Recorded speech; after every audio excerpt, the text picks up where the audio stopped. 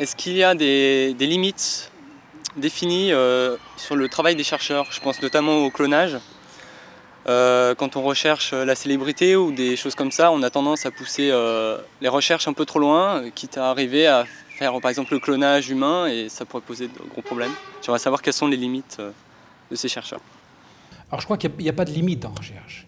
Il n'y a pas de limite par nature. La recherche refuse l'existence de la limite. Maintenant, un chercheur, à titre personnel, à cause de son éthique personnelle, peut considérer qu'il décide d'arrêter sur un point. Mais je dirais, qu'est-ce qui est autorisé ou pas? Je dirais que c'est quelque part, c'est une question qui relève de la société, mais la société n'a pas toujours nécessairement raison. Même sur ce point-là, l'histoire est pleine d'interdits qui n'étaient pas justifiés. Donc c'est une question relativement difficile. La principale limite, à mon sens, ça devrait être une limite dans la société, sur l'usage des choses, et pas... parce que bon, on peut critiquer le clonage humain, mais le clonage, ça peut avoir des utilités pour soigner un certain nombre de maladies, pour résoudre un certain nombre de problèmes du style la fin dans le monde, je sais pas quoi. C'est pas mauvais en soi. Ce qui est mauvais, c'est l'usage qu'on en fait. Et là, on n'est plus dans le domaine de la science. Dans mon domaine, donc tout ce qui est, enfin plutôt dans l'aspect psycho, etc. Il y a des domaines qu'on sait qu'on touche pas.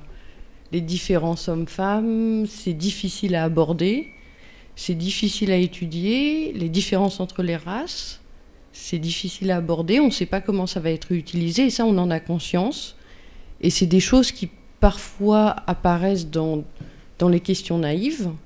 On sait qu'on veut pas y répondre parce qu'on ne sait pas ce que nous, on peut savoir sur ça, comment ça va être utilisé et comment ça va être interprété. Donc, il y a quand même des domaines délicats où individuellement, on va pas trop voir là-dedans, quoi. Sur les différences anatomiques du cerveau, c'est assez délicat, parce qu'il y a un imaginaire social autour de ça qui est assez énorme, et que dès qu'il y a des données qui sortent, eh ben, elles sont à la merci de la société, et donc de manipulation politique, ou je ne sais quoi.